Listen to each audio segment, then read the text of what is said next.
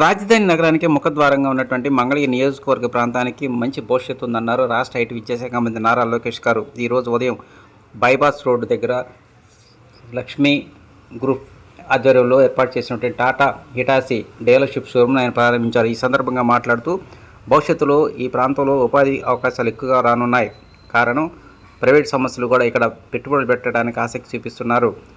ఈ మంగళగిరి తాడేపల్లి కార్పొరేషన్ పరిధిలో మరిన్ని సమస్యలు వస్తే ఈ ప్రాంత ప్రజానికానికి ఉపాధి అవకాశాలు ఎక్కువగా ఉంటాయని సందర్భంగా ఆయన అన్నారు.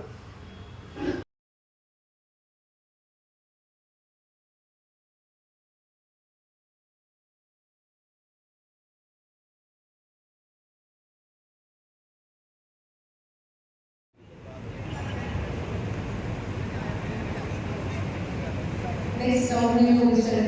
Nanda